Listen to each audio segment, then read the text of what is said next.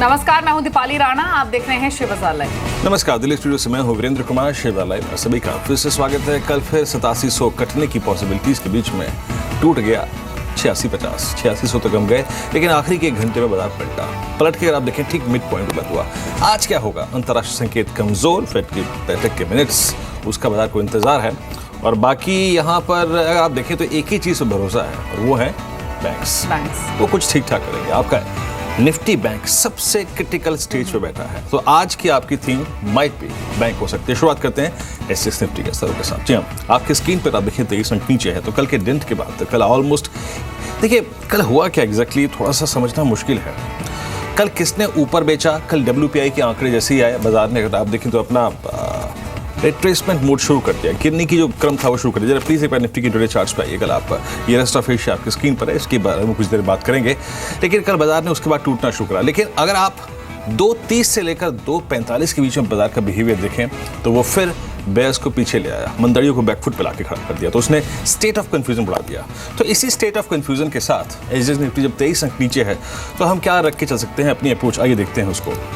देखिए 85-80 ऐसे में सबसे महत्वपूर्ण स्तर होगा, जो कि 8600 से नीचे अगर आप देखें 20 पॉइंट का फिल्टर है, लेकिन ये बड़ा क्रिटिकल एक जोन है। 8650 के ऊपर निकलेगा तो मजबूती फिर लौटेगी, no doubt. State of confusion वाकई काफ़ी बड़ा है, आपको थोड़ा संभल के काम करना है क्योंकि इम्पैक्ट कॉस्ट रियली बहुत बड़ी है यहाँ पर। लेकिन निफ्टी बैंक याद रखिए, निफ्टी बैंक इन सब कमजोर कड़ियों के बीच में सबसे मजबूत कड़ी है। एफआईएस की अप्रोच अभी भी बहुत स्ट्रांग रही है। हाँ, थोड़े से कॉम्बिनेशन उसके एफएनओ में चेंज हुए हैं उनके, लेकिन दिवीज लैब, केन इंडिया, इन 2 स्टॉक्स पर नजर रखिएगा। और 2-3 स्टॉक्स जो कि आपके रडार पर रहना चाहिए वो है डाबर, LNT जिसने 1500 को रीगेन किया, और SBI जो कि बिल्कुल भी अपने मोमेंटम को सरेंडर करने को तैयार नहीं है। इन पर नजर रखिएगा। लेकिन याद रखिए निफ्टी को फॉर द टाइमिंग यहाँ ट्रेड करने की इम्पैक्ट कॉस्ट बहुत है, तो इट्स बेटर कि आप ऑप्शंस में कामकाज करें। दीपाली जी, तो ये स्ट्रैटेजी है। इंडेक्स पर बातचीत करेंगे थोड़ा इलेबोरेट वे में स्ट्रैटेजी पर, लेकिन जो क्यूज मिल रहा है इंटरनेशनल मार्केट से उनको देख लेते हैं, क्योंकि कहीं ना कहीं फिर से जो मार्केट का फोकस है वो इंटरनेशनल डेवलपमेंट्स पर शिफ्ट हो गया है, स्पेशली सितंबर में होने वाली फेड पॉलिसी से ठीक पहले। एसएक्स निफ्टी 21 अंक नीचे है और कल यूएस मार्केट में थोड़े दबाव में दिखे हैं। ओवरऑल जो इंडिकेशंस मिल रही हैं उसको समझ लेते हैं और जानने के लिए सीधे चलते हैं न्यूज़ रूम रजत के पास। रजत, फेड मिनट से ठीक पहले थोड़ा सा प्रेशर यूएस मार्केट में बिल्ड हुआ है। इंपॉर्टेंट बात यह है अब इस तरह के स्टेटमेंट्स आने शुरू हो गए हैं। जिस तरह से इकोनॉमी कामकाज कर रही है उसके बाद सितंबर में एक रेट हाइक को रूल आउट नहीं किया जा सकता। फेडरल बैंक प्रेसिडेंट की ओर से इनफैक्ट ऐसे स्टेटमेंट्स आते हुए दिखे हैं। क्या इसी ने सेंटिमेंट्स को थोड़ा बिगाड़ा यूएस मार्केट में, या फिर कुछ और भी वजह रही? जी बिल्कुल, ये बात बार बार निकल के आती है। इंपॉर्टेंट पॉलिसी बैठक से पहले यही बात होती है कि ब्याज दरों में कुछ बढ़ोतरी जरूर हो जाए, लेकिन इस बार पॉसिबिलिटी हो सकता है कि ज़्यादा हो, क्योंकि एक पाथ था, एक ट्रेजेक्टरी थी जिसको यूएस ने फॉलो करना था। अभी तक रेट हाइक नहीं हुई है, तो इस बार हो सकता है कि ये रेट हाइक की पॉसिबिलिटी बन जाए और 0.25% के आसपास का डिप बढ़त आती हुई नजर आए रेट्स में। लेकिन अमेरिकन मार्केट बहुत स्ट्रांगली स्ट्रेच हो गए थे लिक्विडिटी के चलते, ऊपरी स्तर पर दबाव बना, आधे फीसदी से 0.25% के आसपास गिरावट देखने को मिली। सबसे ज़्यादा गिरावट थी टेलीकॉम शेयर्स पे। FOMC बैठक के मिनट से पहले ये गिरावट देखने को मिल रही है। जुलाई CPI नंबर्स ये एक्सपेक्टेशन के मुताबिक थे। हाउसिंग स्टार्ट्स एनकरेजिंग फिगर थी, 5 महीने की ऊंचाई पर पहुंचे, और जुलाई IIP जो था वो 0.3% का अनुमान था, आया 0.7% की बढ़त। तो कहीं ना कहीं ये एक्सपेक्टेशन से काफ़ी बेहतर था, और क्रूड बहुत स्ट्रांगली ग्रिप में है। इनफैक्ट 6 जुलाई के बाद सबसे बेहतर स्तर इंटरनेशनल मार्केट पे देखने को मिल रहा है। वो एक पॉजिटिव ट्रिगर है जिसके कारण एनर्जी स्टॉक्स पे असर आता है। तो थोड़ा माइनरली एक कहूँगा प्रॉफिट बुकिंग जरूर देखने को मिल रही थी अमेरिकन मार्केट्स में। लेकिन European markets, mining shares, crude, pound, इन सभी में ही बढ़त देखने के बावजूद ऊपरी स्तरों पर कल के सत्र में दबाव बनता हुआ नजर आया। यहाँ पर भी CPI फिगर्स जो थे वो काफ़ी एनकरेजिंग थे, और ये नवंबर 2014 के बाद सबसे बेहतर महंगाई का आंकड़ा आता हुआ नजर आया है यूके में, तो वो एक पॉजिटिव ट्रिगर था। लेकिन आज एशियन मार्केट की शुरुआत में हुई है। निके और हैंगसेंग पॉजिटिव है, rest of the Asian space कुछ ज्यादा हलचल शो कर नहीं रहा है, तो एक मिक्स क्यूज बीच में कामकाज कर रहे हैं, और 21 पॉइंट से गिरावट एसएक्स निफ्टी में। ओके, आपने जो बात कही रजत, आई थिंक बाकी सारी बातों को अगर निकाल दूं, सिर्फ एक बात पे एम्फेसाइज करूं कि यूएस में रेट बढ़ने के चांसेस। आई थिंक आज हम थोड़ा सा एफएनओ टेक्निकल से बात करेंगे। देखिए ये एक ऐसे सर्कमस्टेंसेस हैं जो बाजार को एक अनिश्चितता के माहौल में प्लेस कर देंगे। याद रखिए ये बाजार जो है ना चल रहा है लिक्विडिटी, सिर्फ पैसा। और अगर ये होता है, इसकी अनिश्चितताएं बढ़ती हैं, तो मार्केट्स डेफिनेटली अपने आप को ऊपर की तरफ होल्ड करने में सक्षम नहीं रहेंगे। हमारे साथ विकास सेठी हैं बात करने के लिए। विकास, गुड मॉर्निंग, कार्यक्रम में स्वागत है। विकास, आई थिंक अब तक राइड काफ़ी स्मूथ रहा। आप देखिए अर्निंग सीजन, आप ये देखिए ब्रेक्सिट के बाद से लेके, लेकिन अब रजत जो बात कर रहे थे, ये वॉइसेस के यूएस में रेट हाइक हो सकता है, पॉसिबिलिटीज़, क्या मार्केट इस वक्त अब इन सर्कमस्टेंसेस में ऊपर चलने को तैयार होगा? Good morning Virendra. आपने बिल्कुल ठीक बताया। जिस तरीके से आज एक यूएस में जो पिछली मीटिंग के मिनट्स की डिटेल्स आने वाली है, तो लग रहा है कि इस कैलेंडर ईयर में एटलीस्ट एक रेट हाइक बिल्कुल हो सकती है। जिस तरह से यूएस के इकोनॉमिक डेटा भी आ रहे हैं और बाकी दुनिया के बाजारों में थोड़ा स्टेबिलिटी आ गई है, तो उसके कारण ये माना जा सकता है कि by the end of this calendar year, may be सितंबर, मे बी दिसंबर, एक रेट हाइक 25 बेसिस पॉइंट का बिल्कुल हो सकता है। बाकी हमारे बाजारों में हमने एक नीचे से बहुत अच्छी एक कंटिन्यूअस रैली देखी है विदाउट एनी मीनिंगफुल करेक्शन, तो थोड़ा कॉशियस रहने की बिल्कुल ज़रूरत है। बाजार में गिरावट, थोड़ी बहुत करेक्शन, प्रॉफिट बुकिंग बिल्कुल हो सकती है।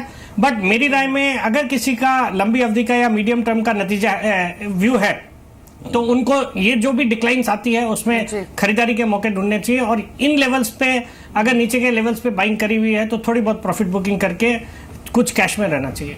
जी बिल्कुल। तो समय है इस वक्त मार्केट में थोड़ा सा कॉशियस रहने का। जिस तरह से मिस्टर सेठी ने भी कहा कि एक रेट हाइक आ सकता है, और इस तरह के बहुत सारी वॉइसेस हैं। डेनिस लॉकहार्ट जो कि फेडरल बैंक प्रेसिडेंट हैं, उन्होंने भी साफ कहा है कि जिस तरह से यूएस जॉब गेन्स हो रही हैं, जो हेल्दी साइंस मिल रहे हैं इन्फ्लेशन फ्रंट पर, उसे देखते हुए सितंबर में एक रेट हाइक पॉसिबिलिटी बनती हुई दिख रही है, और 2 हाइक भी अगर आ जाए 2016 के एंड से तो भी वो हैरान नहीं होंगे। तो इस तरह के स्टेटमेंट्स, इस तरह के वॉइसेस भी आ रहे हैं, तो कॉशियस रहने की जरूरत है। क्योंकि वीरेंद्र, अब तक इंटरनेशनल मार्केट्स ने भी सपोर्ट किया है, इंडियन मार्केट्स में तेजी आई है, लेकिन अगर आप ग्लोबल इक्विटीज को देखेंगे तो उन्होंने भी परफॉर्म किया है, और अगर वहां थोड़ी भी सिचुएशन उथल पुथल हुई तो इंडियन मार्केट्स भी उससे छूते नहीं रहेंगे। तो कॉशियस रहने की तो डेफिनेटली जरूरत है। लेकिन अगर स्पेसिफिकली आज की स्ट्रेटेजी को हम देखें तो क्या इंडिकेशंस मिल रही हैं एफआईएस के अप्रोच देखते हुए, डेरिवेटिव डेटा को देखते हुए? दीपाली, देखिए, फ्रैंकली स्पीकिंग, अगर मैं भी ट्रेडर होता ना तो मैं एग्जॉस्ट हो चुका हूँ इस वक्त। देखिए, ये फेयर डिस्क्लोजर है। देखिए क्या होता है कि शुक्रवार की सुबह डेटा स्टेट ऑफ कंफ्यूजन से भरा हुआ था, मैंने अवॉइड किया ट्रेड। शुक्रवार का क्लोजिंग का डेटा बहुत अच्छा था, मैंने कल इनिशिएट किया लॉन्ग, या फिर लॉन्ग्स लेके आया, लेकिन 86-90 के आसपास जाके फ्रैंकली स्पीकिंग एग्जॉस्ट हो गया हूँ मैं। और देखिए, इस वक्त डेटा जो है ना बड़ा कंफ्यूजिंग वाला है, बड़ा कंफ्यूजन वाला है। मैं कहाँ जाके एंटर करूँ, कहाँ जाके नहीं एंटर करूँ। लेकिन आप इस बीच आप देखिए एफआईएस के अप्रोच, उनकी तरफ से पैसा आ रहा है। 684 करोड़ रुपये खरीदारी करी, डीआईएस ने लगभग 108 करोड़ की बिकवाली करी, और अगर आप एफआईएस को एफएनओ में देखें तो उनकी तरफ से लगभग 690 करोड़ रुपये की खरीदारी हुई। तो लिक्विडिटी तो है एफआईएस की तरफ से, उसमें कोई डाउट नहीं है। फिर आप जरा आइए वायदा कारोबार में एफआईएस का कामकाज कैसा है। अगर आप देखें उसको तो इंडेक्स फ्यूचर्स उन्होंने 106 करोड़ का बेचा बहुत दिनों के बाद। अगस्त के सीरीज में अगर मैं बोलूँ तो सिर्फ इक्का दुक्का ऐसे सेशन रहे होंगे जिन्होंने इंडेक्स बेचा है, करोड़ ने बेचा। लेकिन फिर बताता हूँ इसमें हुआ क्या। स्टॉक फ्यूचर्स लगभग 430 करोड़ रुपए का उन्होंने खरीदा है, और इंडेक्स ऑप्शन भी उन्होंने, अगर आप देखें तो कल के सेशन में थोड़ा बेचा ही है मेरे ख्याल से।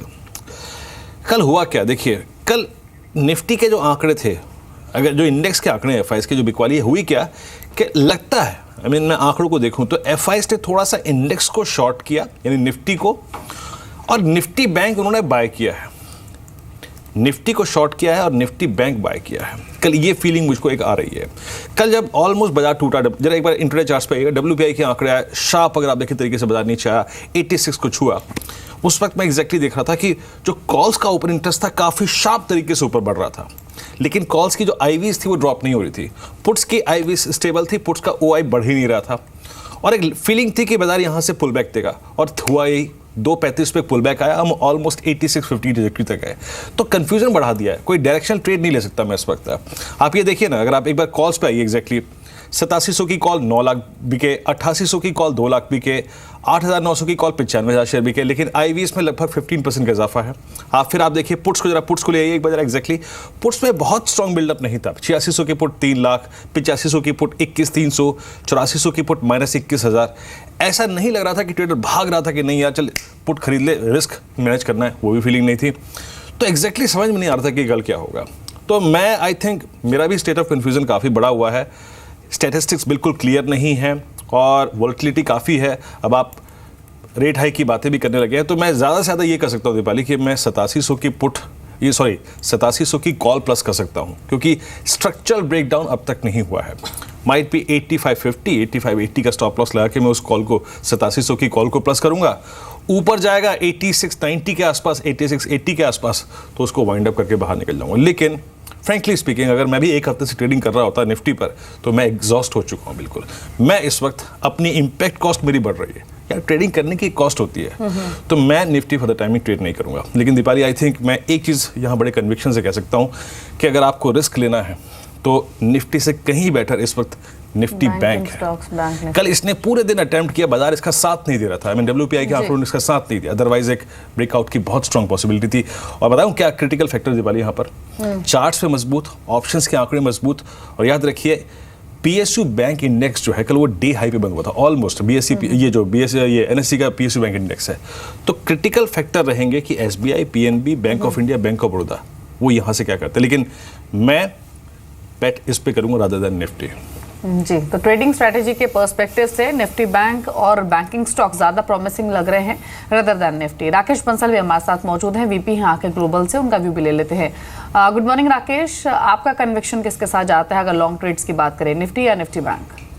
गुड मॉर्निंग दीपाली, निफ्टी का भी टेक्निकल स्ट्रक्चर काफ़ी स्ट्रांग है, नीचे में 8500 एक स्ट्रांग सपोर्ट है। और दीपाली एक चीज़ इंपॉर्टेंट चीज़ ये है, जब भी मार्केट का डायरेक्शन पकड़ना चाहिए और डायरेक्शन के साथ वो बेस देखना चाहिए जिसके टूटने पर एक करेक्शन ट्रिगर हो। अगर आप देखें तो नीचे से, जैसे सेठी जी ने बोला, एक बड़ी एक रैली आते हुए देखिए, जब तक 8500 के लेवल्स इंटैक्ट है, मार्केट का रुख क्लियरली बाय ऑन डिक्लाइन का है।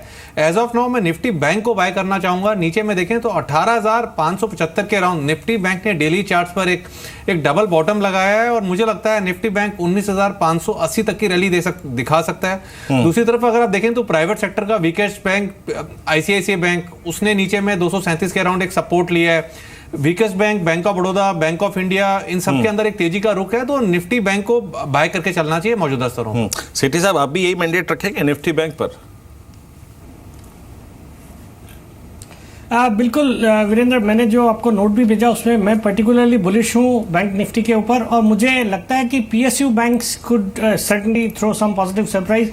SBI के एक तो नतीजे बहुत ही शानदार थे, तो उसके ऊपर SBI पे बिल्कुल तेजी का रुख बनता है, और उसके साथ साथ bank of Baroda, PNB, bank of India, ये जो और क्वालिटी पब्लिक सेक्टर बैंक्स है वहाँ पे एक पॉजिटिव रुझान रहेगा। और यहाँ पे एक बात और ऐड करना चाहूँगा कि इवन प्राइवेट सेक्टर बैंक्स, जहाँ तक ICICI बैंक का सवाल है, वहाँ पे भी आज एक पॉजिटिव न्यूज़ है। कल टेमासेक होल्डिंग जो सिंगापुर बेस्ड है, उन्होंने एक बड़ा हिस्सा ADR के जरिए खरीदा है, तो that is also positive news. और कल जिस हिसाब का एक प्राइस वॉल्यूम एक्शन उसमें हुआ, मुझे लगता है ICICI बैंक भी आज अच्छा परफॉर्म करना चाहिए। तो ICICI बैंक और स्टेट बैंक ऑफ इंडिया अगर दोनों चलते हैं तो definitely Bank Nifty would go higher.